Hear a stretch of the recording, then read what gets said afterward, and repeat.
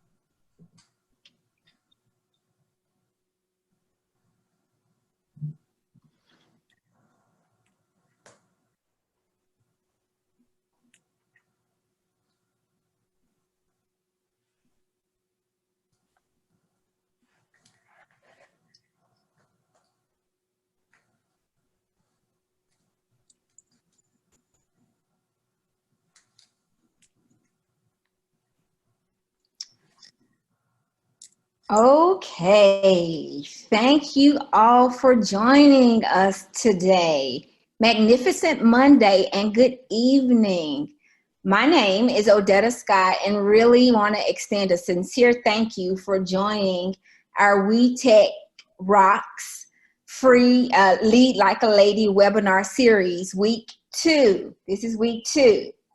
WeTech is a consortium of like-minded women who united to change the landscape for ladies, for women, in accelerating women in STEM. So that's science, technology, engineering, and mathematics.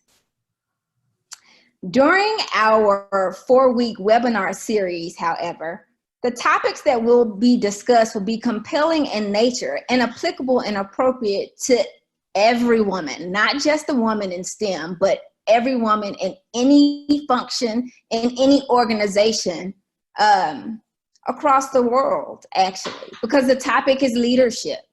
Leadership is very important regardless of where you sit in the org structure of your current organization.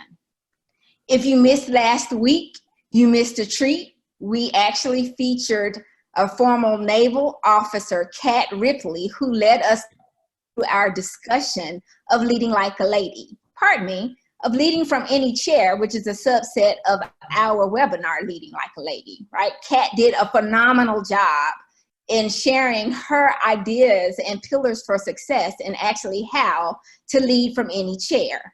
Her first pillar for success in that area was around being flexible. Her second pillar was around maximizing your strengths. And then the third item she recognized for being successful in leading from any chair was really bringing your authentic self into your role, right? Leading like a lady and not per se trying to lead like a man. And we have Kat on with us this week as well. Kat, thank you so much for joining. If you want to find out more about Kat Ripley, as well as Dr. Amanda Goodson and Dr. Yvette Rice, I encourage you to grab our book, Women in Leadership, Leading Through Challenges.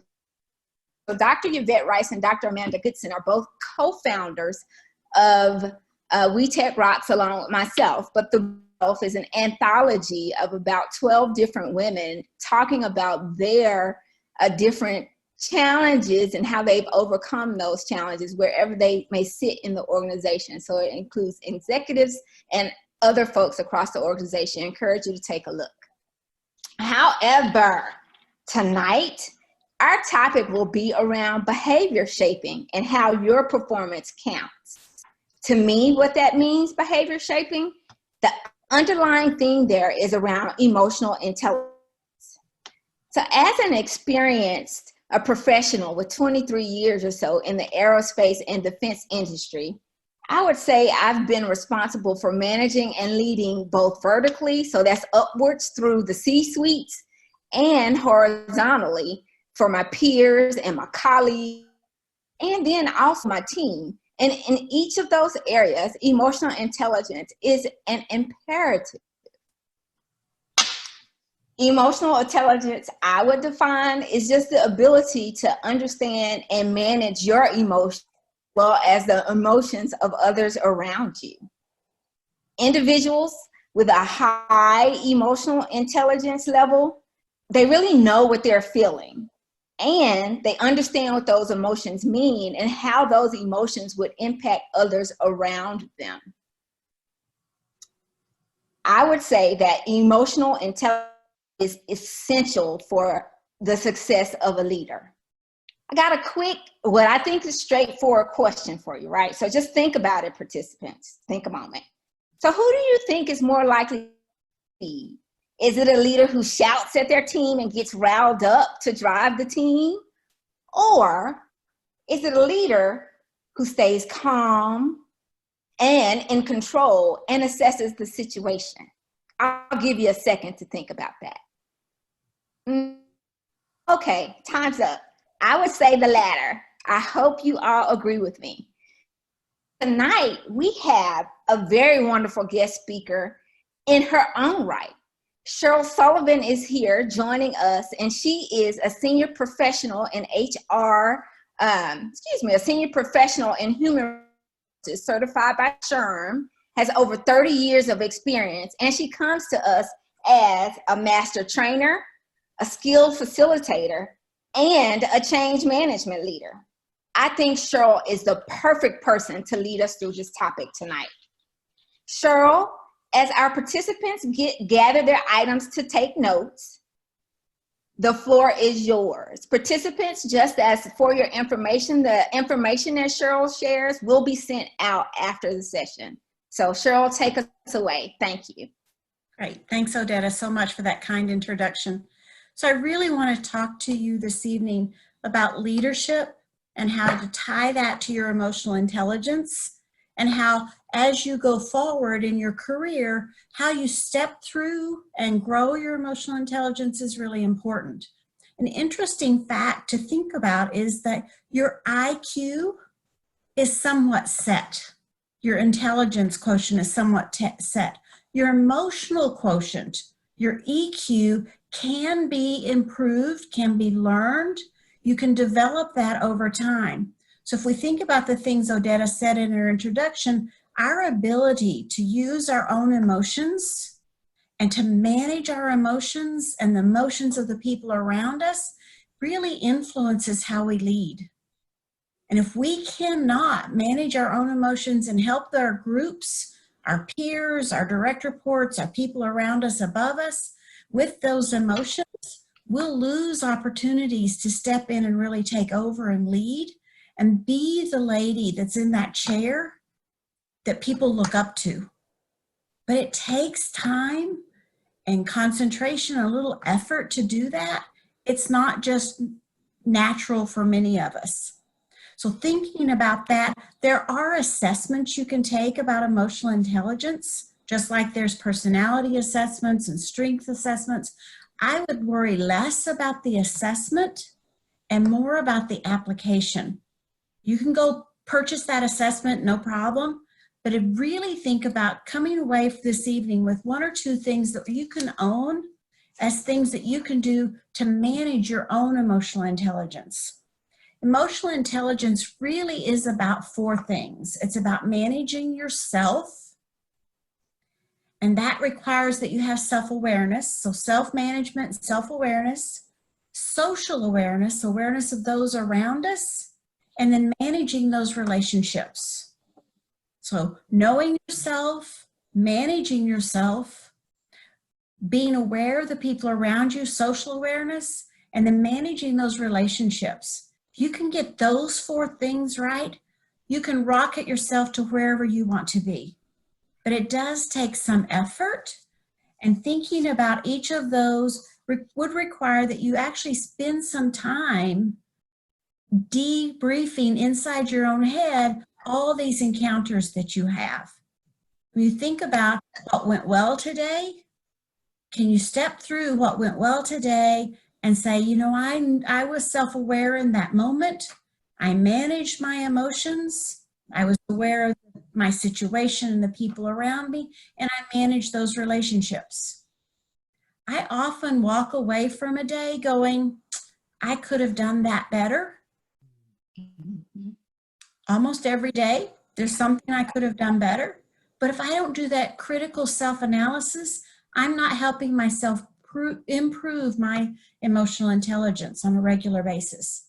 So I encourage you to do some really interesting self-critique and think about your emotional intelligence as a way to maintain good interpersonal relationships, because none of us is an island. We're either leaders of ourselves or leaders of others, but we all work in teams. So how are we maintaining those interpersonal relationships, moving them forward, and actually understanding our own psychological state is really key to that. And knowing there are times, there will always be times it's a better time for us. It's not as good a time. When we're stressed, do we step into a confrontation or step back? When we're having a great day, do we step into leading or do we step back? How are we owning those emotions that we have and kind of moving ourselves through making those every encounter the best that it can be for your own performance and the performance of the people around you? Learning to develop your emotional intelligence is key, and you can't just jump in and say, I'm going to be better. You got to think of some things that would work for you. A couple of things that I found when I was doing my research that really resonated with me is that I often have to manage my nonverbals.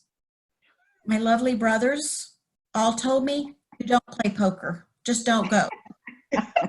Everything I think is pretty much on my face, right? That's who I am. That can be good and that can be bad. I can be very engaging and pull people in, or I can be off-putting by the look on my face. So trying to manage your nonverbals is really important. The interaction both with you and between you and others can be influenced by that. So think about all those nonverbals, not just what you say, but how you say it, what your facial expressions are. Are you pulling people in to come with you? That come with me, I'm the leader? Or come with me because I direct you to? Also, I'm a big believer in humor. I use a lot of self-illustrations because it's easy to make fun of myself, but in a graceful way, use humor to diffuse those moments in time when you perhaps have some emotion going on within yourself and others. That gives you that moment to take a breath. Don't make fun of others, but use humor, maybe self-deprecating humor, to kind of crack that ice and move people into a space where you can have a stronger conversation. And then always look for a positive answer. People often call that the WIFM, what's in it for me. Get the WIFM for that person you're working with. Find that win-win. If you use your emotional intelligence to find a way to get it to a win-win with people, they'll come with you, they'll follow you, they'll want to help you and themselves in the journey. So those are some simple ways to think about managing your emotional intelligence and moving along a continuum of constantly getting a little better. And that as you do that, you become the leader you aspire to be. Thank you so much, Cheryl, for sharing that with us during this time. Thank you very much. For our participants on tonight, should you have any questions, please don't hesitate to either enter them into the chat for any of the, for our guest speaker, Cheryl, and then any other one, our folks on the call, Dr. Goodson, Dr. Yvette Rice, and myself, and or you can email us at WeTechRocks@gmail.com, and that's WeTechRocks@gmail.com. So Cheryl, thanks so much for sharing your knowledge, your wisdom, your time with us tonight. Definitely something heartfelt.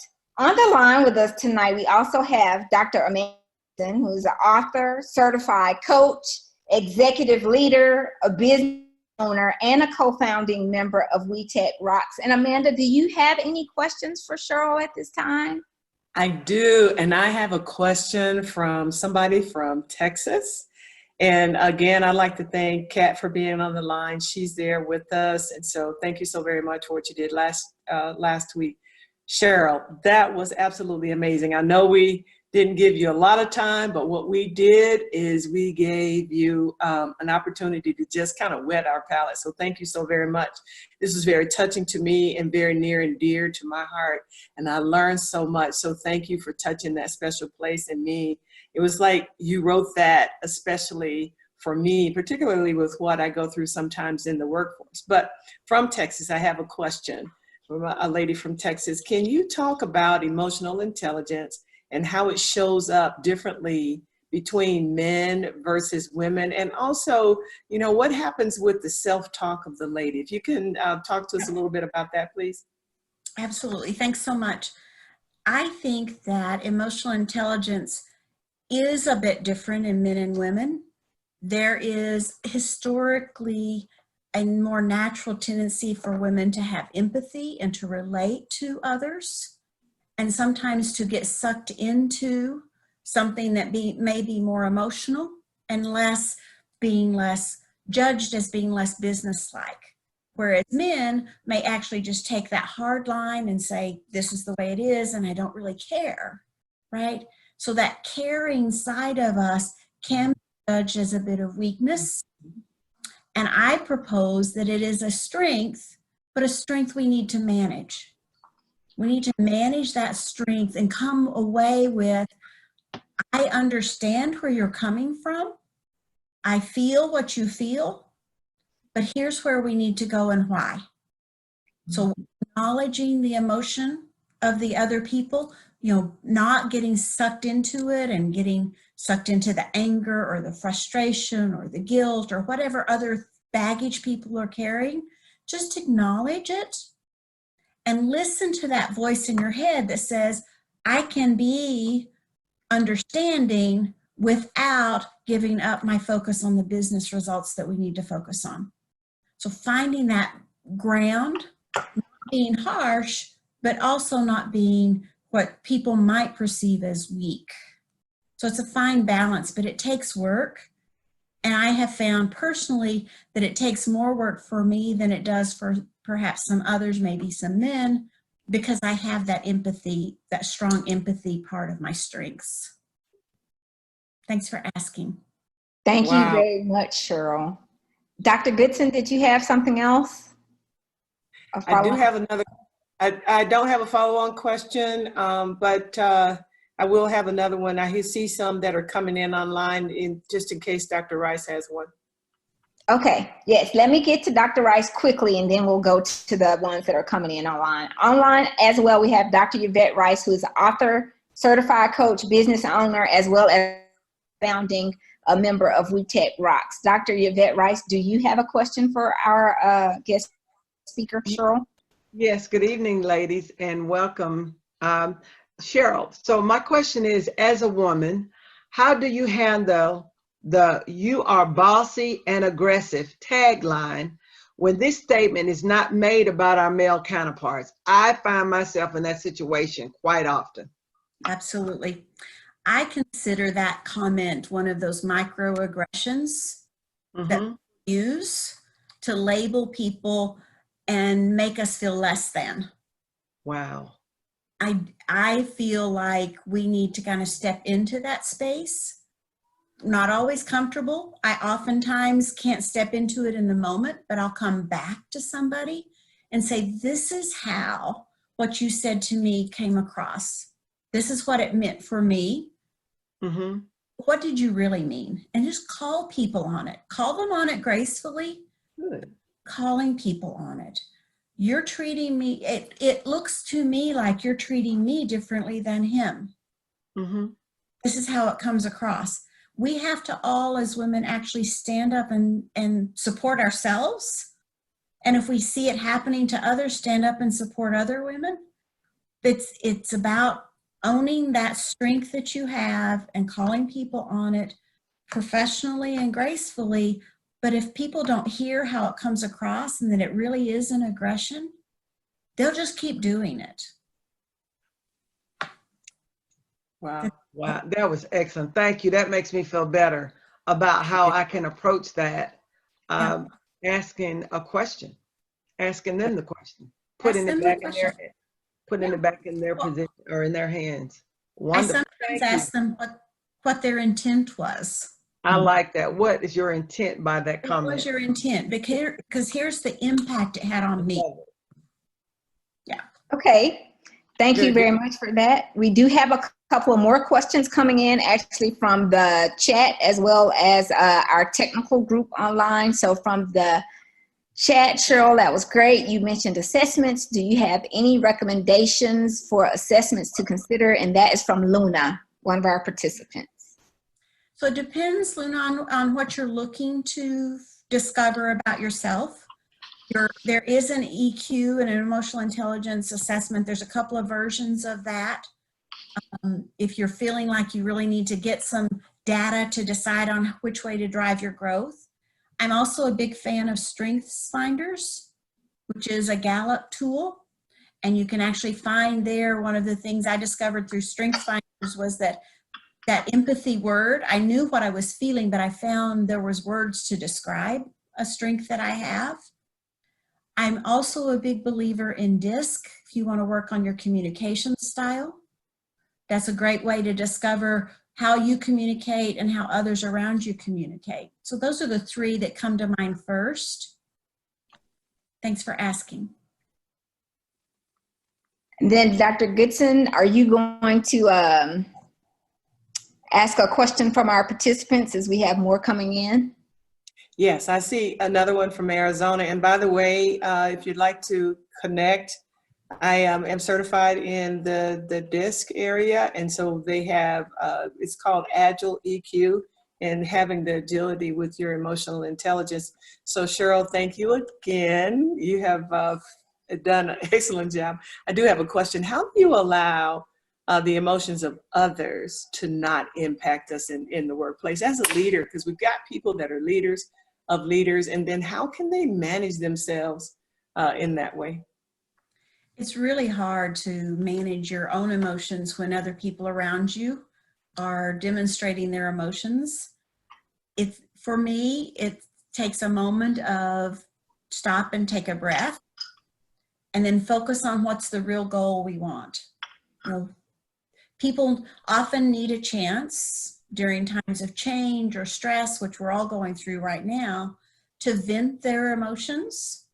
I sometimes have actually gone, okay, here's your 2 minutes to vent, then we're moving on to resolution, to solution. So give people a chance to vent, but then get people focused back on what was the real reason we came together? What are we working on? What do we need to solve? Get people back on where do we need to be going? Give them something to hold on to. Oftentimes, people's emotions come to the forefront when they're afraid or uncertain, they're anxious, they're stressed. So people need to vent a little of that, but if I let them vent too long, I get sucked down into that negative vortex. So I kind of try and keep a bundle around that. That's only so much of my day I can allow that to happen. And then how do we get to problem resolution or meeting our goals? Thank you. Thank you. Thank you very much, Cheryl. We have one question from Charnay in Alabama. So what are some tips to improve emotional intelligence? I know you shared 3 of them with us on the call, but how can we as women be more relatable?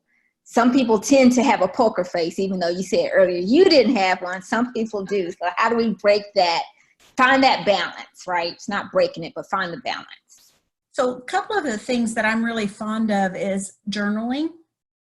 If you can journal what went well and what didn't go well, and then look back at it, it's a great way. And take notice of, you'll start to see patterns of things. I react well in these situations and not as well in those. So that gives you something to work on. So maybe some journaling would be a great way to start. Finding a way to find your blind spots. We all have them. So that'll help you identify those blind spots and give you something to act on. Making a list of goals and then revisiting your goals and your values and comparing your behaviors to how they're supporting those 2 things. Right, to kind of put yourself on that track. So you're not scattering your efforts, but you're focusing your efforts on the things you've noticed in your journal or the things that align to or don't align to your goals and your values. Okay. Thank you very much for that. For all the participants on the call, we are coming to the close of our time together tonight. I do want to be respectful of everyone's time. I will share with you Cheryl Sullivan's, our guest speaker's email. It is ssullivanarkansas@gmail.com. Cheryl, are you from Arkansas by chance? By chance. Just a little. Yes, I knew that already. Or you can find her on LinkedIn.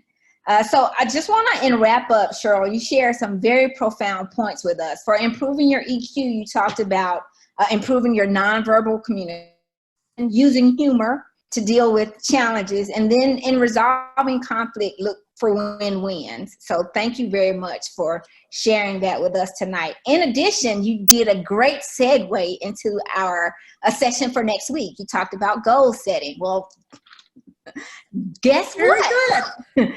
Our And you didn't even set me up for that.